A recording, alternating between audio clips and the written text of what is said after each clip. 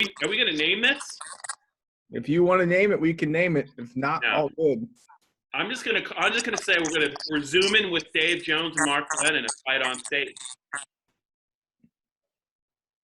Dave, how are you?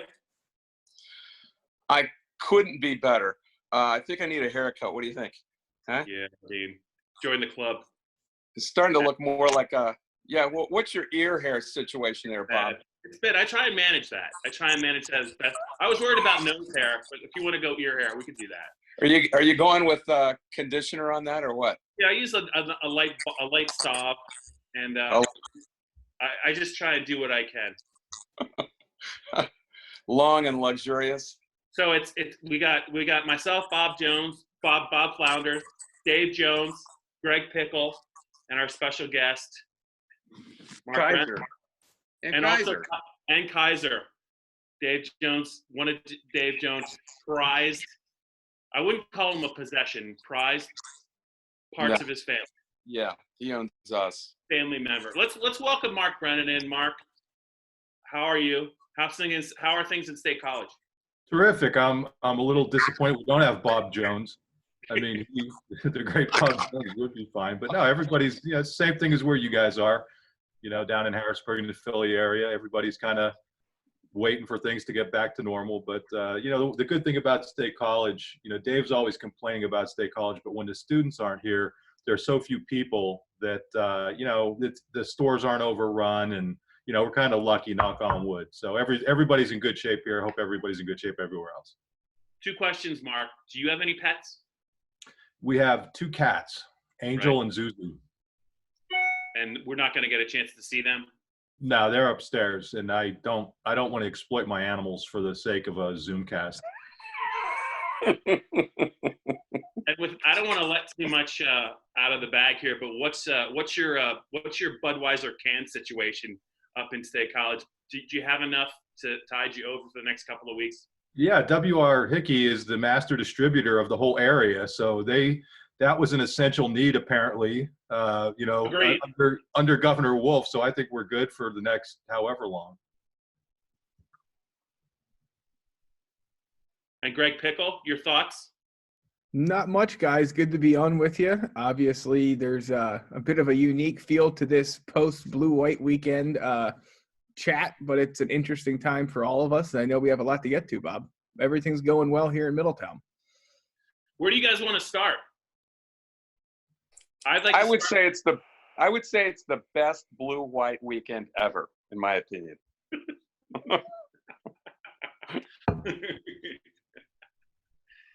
Yeah, I mean, there's a lot. You wrote some really good stories, Dave, over the years. I know Cole Chapielli made it into one of your columns. Dan Chisena might have made it into one of your columns. You just wrote about Dan did, and I just we just got reacquainted. He's been working out at home here in Downingtown. He lives up a little bit north of me, near Glenmore. All these guys have a really strange dynamic going on now because they're so used to being in big groups and working with this extravagant weight equipment and are overseen by people who do nothing but obsess on their fitness. And now they're all alone. They have none of the, whoa, that was a big lightning, big lightning strike. It's okay, Kaiser. He likes to attack the lightning. He's not afraid of lightning. He'd like to attack lightning. Okay. This is must-watch TV. Yeah, this is great stuff. This is live TV. Anyway, yeah, he's out barking at the thunder right now. That was a big strike. We're getting a little line come through here. Anyway, these guys I think we should shut this thing down. Hold on a second. I think we should just shut it down and go on delay like at Michigan State a couple of years ago. I thought that was the smartest thing they ever did. What a great memory. What a great memory. You have to do that, Mark. He's going to get upset. I know. I'll call. Isn't that what this is about? Yeah, it is. I'll call John Neese. Yeah, make sure it's okay to delay this for 3.5 hours.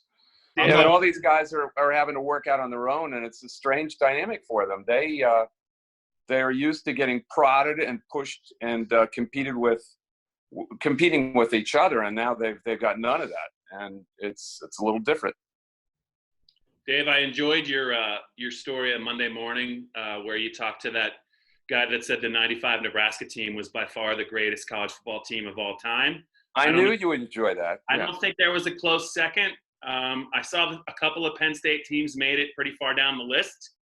I don't know how goon Keith Conlon felt about your story, Dave, but I thought it was very interesting in all sincerity. I liked it. Yeah, the guy is Brett Ciancia, and I gave him a Heisman vote because his acumen is so, the kid is so intense. He's not a kid, he's 28, but he's going to be, I think, the Ken Pomeroy of college football very soon. And his analytics were pretty thorough. They don't quite go into game flow, but they're everything else. They're everything else statistically.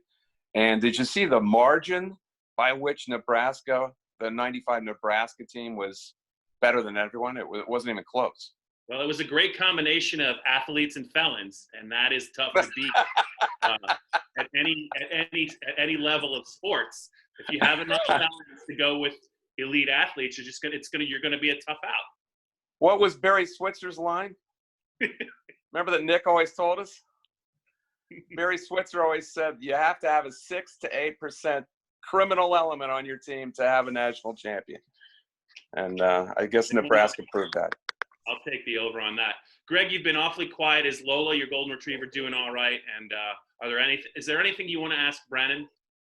Yeah, Lola's doing well. She is quarantined upstairs for this video. It's become a little bit of a challenge to keep her at bay during these recordings. Hey, Mark, I'm curious. We've got to talk a lot to the assistant coaches over the last couple of weeks. What has been the big takeaway from you? Obviously, they're talking a lot about working from home. I don't know how interested people are in that because I think we're all doing that at this point. Sure. But what are some of the things that you've been most interested in talking to these guys over the last couple of weeks?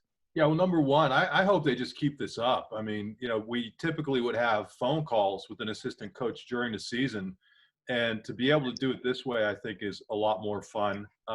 Different guys have had different input on different things. We had a chance to talk to Joe Lorig today, and I thought, the detail that he went into about special teams and, all the analytics and stuff, I mean, it was just tremendous. So I just think getting to know them a little bit better, talking to them. And I really, I'm appreciative, it's been very good for us. I don't know about you guys, but from a viewership perspective, the fact that Franklin was available, Sandy Barber, and now all these assistant coaches, and now they're carrying it beyond the window that would have been spring practice.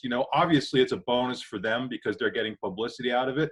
But I think for media folks, I mean, they're kind of throwing us a bone. I mean, I think it's been good, and we've gotten good feedback on the stories or even running the Zoom, letting people see what some of these conversations are like.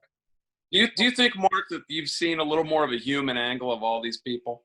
I think you see it from everybody, Dave. I mean, I think these things hit close to home for everybody, and not to make it too dramatic because I know we want to have some fun with this stuff, but I think you get in a time like this where you look at the big picture perspective, and it puts a lot of the sports things into that perspective. I saw in James Franklin and Sandy Barber a little bit of humanity where they find a necessity to be on all the time because they have important jobs. And in this situation, I just saw a little bit of a human side to both of them. I think they're just as I wouldn't say rattled, but this is a strange situation, and you're seeing a side of them that they don't usually allow. Kind of like, I don't know. Have you been watching the Jordan thing? Have you been watching I taped it, so don't read it to me. Yeah. Michael Jordan, I think he got a little bourbon in him, frankly. You think? Yeah.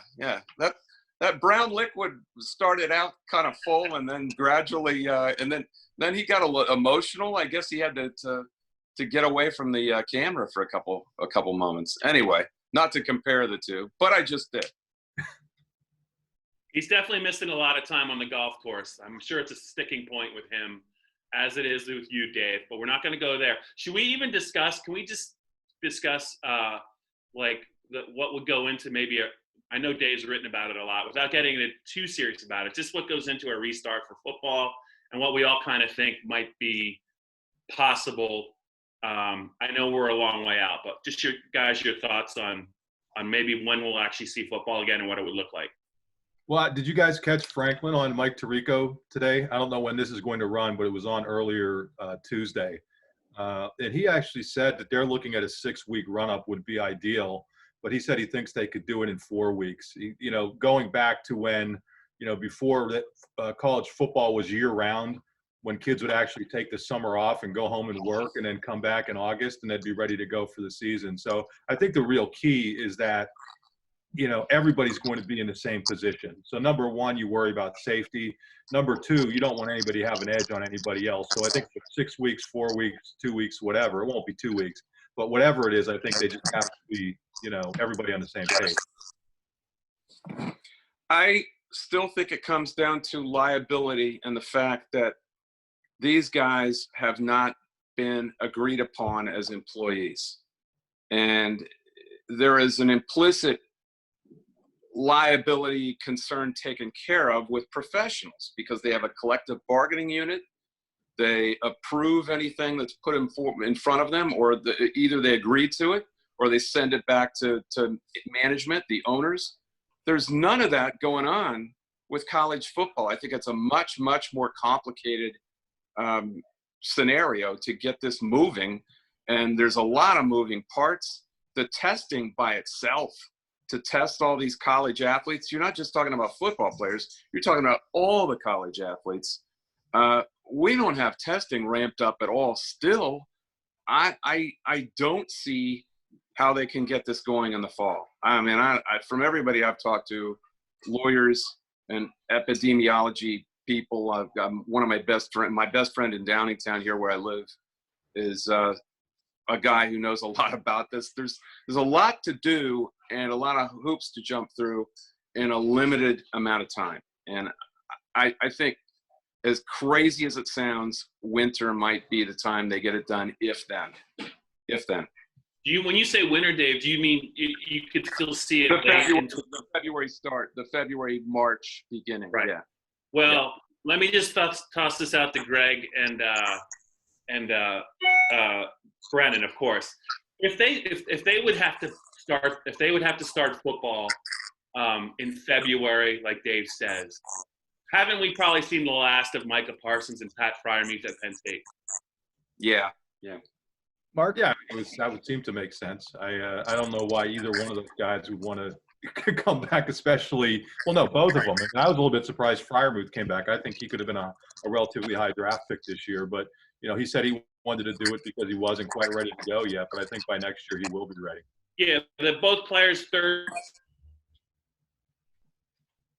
third-year junior, a little bit better, higher thought of than Pat. But I mean, if you're gonna push the season back and the NFL season, and they still have a draft next April or May, I don't see how those guys would play on the college level and risk anything at all. Not just them, but I'm sure there's players nationwide that wouldn't do it either.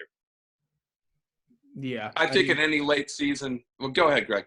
I was just gonna say, I'm right there with you guys, especially if they don't move the NFL draft back, which, to Dave's point, it does seem as if, the NFL has a better chance of playing during a normal scheduling block than college does. So you wouldn't think they would move their schedule all that much. So, yeah, there's so much to unpack here. I think Mark's point's a good one, too, is that one thing we'll continue to hear Franklin say, and other coaches too, Sandy Barber, is that it's all going to be about fairness and what, as long as everybody's on the same page for the most part, I think that's the real push. Mark, obviously we're going to probably try and get this together to go up sooner rather than later. But for the Tirico interview, James was on NBC Sports Network. Anything else come out of that of note?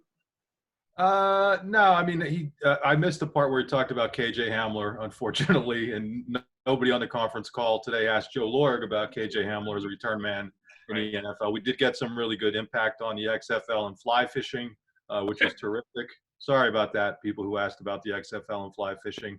But he talked about Etor and how they really didn't want to play him as a freshman, but felt they had to, and that he's still a very young player. And, I mean, getting into the whole, real world side of things, he kind of repeated his kind of plea for people to just let the scientists figure this out and don't let sports or politics or anything else be the driving factor. So he was good as usual, as you might imagine.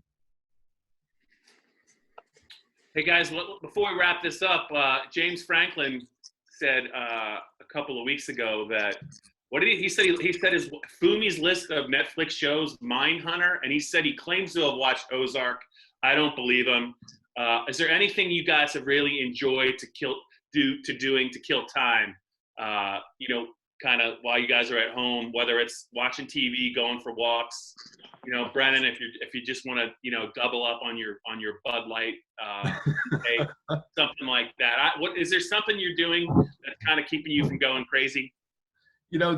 One thing with our network is they really emphasize generating more content. And I know this sounds, I don't want to sound like we're doing something everybody else isn't, but it's like, hey, people are going to be out and about, or not out and about. They're going to be home. Try to get as much content generated as you can. So really, I think we've actually worked more now, as weird as it's. I think we've had less free time than we would have ordinarily had. And I don't think that's necessarily a bad thing. It's been good for our site. Our numbers are up from last year, which is kind of cool given everything that's going on. You feel terrible for everybody who's in a bad spot, but to be there for people, you guys know a big part of what we do are our message boards, and whether people love or hate them. In times like this, it's a chance for them to kind of go and commiserate and talk and that sort of thing. And obviously spending more time with my family. As you can see, I'm wearing my State High softball shirt because, as you know, my daughter would have been a senior this year, not getting her senior season. So, go State High softball. I know this is tough for those guys.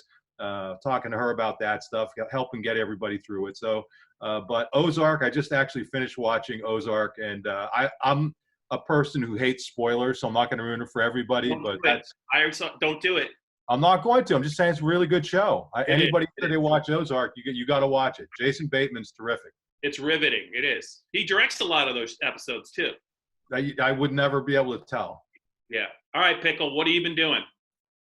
Bob, a lot of yard work, a lot of walking the dog, and too much interaction with Gulfstream Park and a lot of betting. There's a lot of weekend betting. I know that. A lot of weekend betting. That's right. No, it's been good. Obviously, more time outside, more time doing stuff around the house and with the family, as Mark said, and trying to find things folks are interested in reading. And the draft's going to be a pretty big part of that. Dave, I'm assuming you've been getting Kaiser out more? None of you guys have college kids. Mark will. But when they're out to shoot and they've been on their own, like my son has. Nick has been out. Nick's a junior now, and he's come home. I went and got him over a month ago from Pittsburgh, where he goes to college at Point Park, and he's been taking classes online. He's almost done for their semester. It ends very soon. But the three of us, the dynamic is a strange one, and I think a lot of married couples and college kids, their college kids can identify with this. They don't like you, do they? They don't. I'm sorry. Have they turned on you? Have Nick and Ann when they come home, they want to be independent because they've been independent. And for the first week, that was true about Nick. But I would say this last month, and I've heard this from all sorts of people in our situation, has been really enjoyable. We're all nicer to each other. We are all cooking for each other. It reminds me, in kind of in a way, and couples I've talked to with their college kids, almost of the aftermath of 9/11. I don't want to get too dramatic, but it's been really nice. And I think in a time that's tough for all of us, and some tougher for some than others, it's been really cool. Actually, the last month, it's going to be something I remember a long time, because once they're gone, they're gone. And I mean, Nick likes being independent, and he doesn't like us doting over him very often. But I mean, he sees the perspective here, and he understands. And I think it's actually been really, really nice apart from work. Yeah. Dave, what do you make? What's the thing you make the best when it comes to making meals for your family? Yeah, we're all cooking. But Nick, I just made some fajitas, which I used to make when Ann and I were newlyweds, and I used to make a lot when we first moved to Harrisburg, and we lived in Colonial Park in Springford apartment complex. Great. I love it over there. Yeah. Living below Jason Devan's mom and dad. But Nick just made jambalaya for the first time in his life and nailed it using Roxanne Moses's jambalaya recipe. And it was awesome. I mean, he made a giant tub of this stuff, and we all just completely pigged out on it. We've made a lot of different kinds of food that we haven't tried before. Brennan's a big cook. Have you made any jerky, Brennan? No, this is. Can you see? Right, he is. I forgot about that. Check it out. This is my immersion circulator going right now with 3 racks of ribs. There you go, sous vide ribs. So you guys could talk about all your goofy food that you want. You want to come here, and actually, I could go show you stuff. Oh, look. All right, let's do it.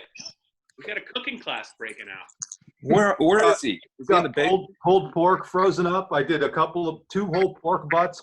He is. He's in the basement. You're in the Are you in the basement? Yes. Yeah. Yes. Mark, once the quarantine list, we'll be up, man. We'll be up for the cookout. That's gonna carry us through. I have lived down there. You could bunker in that place and live for months. Actually, there's enough beer for you, Bob. Well, you know when the grocery stores were wiped out of meat and stuff, I just went to Sam's Club and bought the stuff nobody would buy, like 2 whole pork shoulders and like big things of skirt steak, like a giant thing of skirt steak. I can make all that stuff. All right. And really, anybody can. When we have you back on Zoom, maybe you can do a little cooking for us. I can do that. Show us maybe a recipe. We'll flash it on the screen. I can do it. All right, Greg, I think that might be a wrap. Do you want to take us out? Yeah, Bob. What are you doing? You didn't tell us what you're doing to stay busy. Is anyone going to subscribe to this thing? Is this thing really on? It's really on. We'll just have to hope that it works at the end of it. Hey, real quick, Bob, what are you doing to stay busy? Gambling on weekends, doing a lot of conference calls. Mark's on all of them. I think he just took a shot at Ben Jones on the Joe Lorry conference call for his fishing question, if I'm not mistaken. And yeah, Coors Light, Fireball, taking some walks. The city of Harrisburg, because everything's closed down. It's not that it's super congested, other than that rally the other day. But there's no one around, and it's actually a nice place to kind of walk, get some air. It's actually kind of pretty relaxing.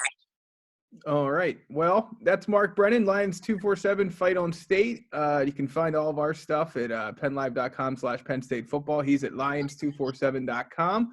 Dave, Bob, I'm Greg Pickel. We'll see everybody next time. Bye, Kaiser.